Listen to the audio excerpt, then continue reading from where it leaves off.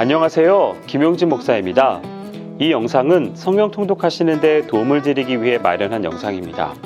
통독을 하면서 익숙하지 않은 배경과 내용들로 인해 어려움을 겪는 성도들이 조금이나마 도움이 될까 싶어 마련한 것인데요.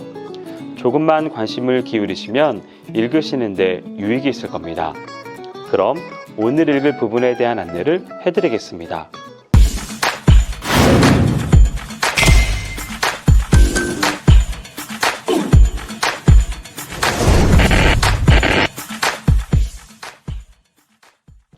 오늘 읽을 본문은 창세기 32장에서 34장까지입니다.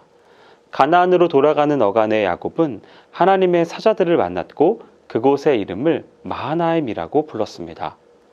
이 마하나임 사건은 야곱이 에서를 피해 가나안을 떠난 후 발생한 베델 사건과 유사점이 있습니다. 베델과 마하나임 사건은 가나안을 떠나거나 가나안으로 돌아오는 일화의 서두에 나타납니다. 그리고 두 이야기 모두 야곱이 하나님의 사자들을 만나며 그들과 만난 곳을 베델과 마하나임이라고 이름을 짓습니다. 베델 사건으로 하란 땅으로 가는 야곱이 힘을 얻었던 것처럼 마하나임 사건을 통하여 그의 형 에서를 대면하게 될 야곱은 힘을 얻습니다.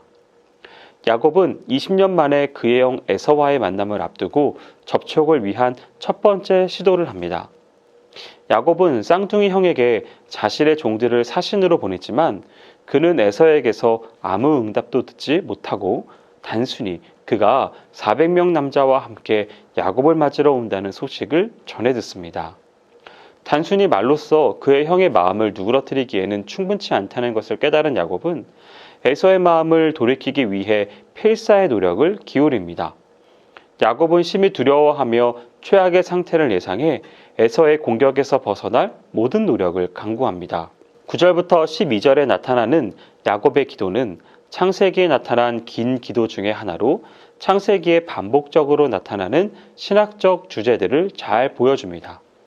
자신이 현재 공경에 처한 것이 고향으로 돌아가라는 하나님의 명령에 순종한 결과에서 비롯되었으며 하나님이 은혜를 베풀겠다고 약속하셨다는 데서 기인했다고 하면서 은혜를 구합니다. 하나님의 자비와 약속에 호소하는 야곱의 기도는 구약에 나타나는 기도의 전형적인 특징입니다. 야곱은 두려움으로 인해 무기력하게 되지 않았으며 하나님께서 도와주시리라는 믿음으로 인해 안일하게 처신하지도 않았습니다.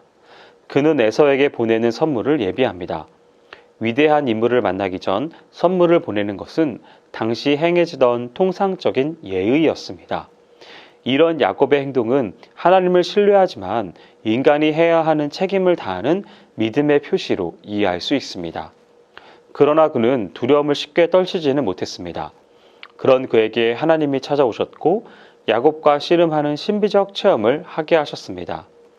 그는 하나님의 천사와 씨름하며 밤을 새웠고 이를 통해 하나님은 야곱의 마음을 변화시켰으며 그가 가나안 땅의 족장인 이스라엘이 되도록 변화시키셨습니다.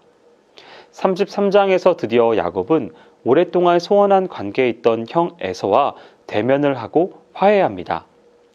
20년 전 야곱에게 아기를 품고 복수를 다짐하던 에서는 예상과는 달리 야곱을 뜨겁게 환영합니다. 여기서 야곱은 에서가 진정으로 야곱 자신을 용서하였는지 확신하지 못하고 에서를 전적으로 신뢰하지 못하는 모습을 보여줍니다.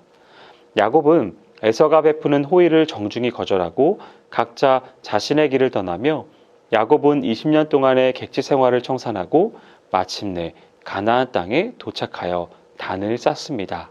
34장은 성경 전체에서 가장 지저분한 장 가운데 하나입니다. 강간, 분노, 속임, 탐욕, 살인, 폭력 이러한 것들이 난무합니다. 그걸 반영하듯 이 장에서 하나님의 이름이 단 한 번도 언급되지 않습니다. 흔히 34장의 제목을 디나의 강간이라고 하는데 강간은 단지 1절부터 4절에서만 언급되며 디나의 형제들에 의해 자행되는 보복이 더 많은 분량을 차지합니다. 야곱은 디나의 강간 소식을 들은 후에도 아들들이 돌아오기까지 잠잠하기만 했지 별다른 대응을 하지 않았습니다. 그에 반해 아들들은 이 소식을 듣고 심히 노했습니다. 야곱은 가나안 땅의 나그네요 이방인으로 원주민들과 평화롭게 지내기를 원했습니다. 거룩함과 구별됨보다 자신의 생명과 안전을 유지하고 도모하는 것이 우선이었습니다. 그런 그의 태도는 아들들이 할례를 오용하게 하고 거짓말과 술수를 이용하게 만듭니다. 이로 인해 야곱은 결국 자신이 원하는 안전을 도모하지 못하는 상황에 빠지고 맙니다. 이는 여러 사건을 겪음에도 연약한 야곱의 신앙을 엿볼 수 있게 해주며 신자가 자신의 안위를 자신의 방법으로 해결하려 할 때 겪는 위기가 어떠한지를 잘 보여주는 사건입니다. 여기까지 창세기 32장에서 34장까지 성경 통독을 하실 때 도움이 될 만한 내용을 전해드렸습니다.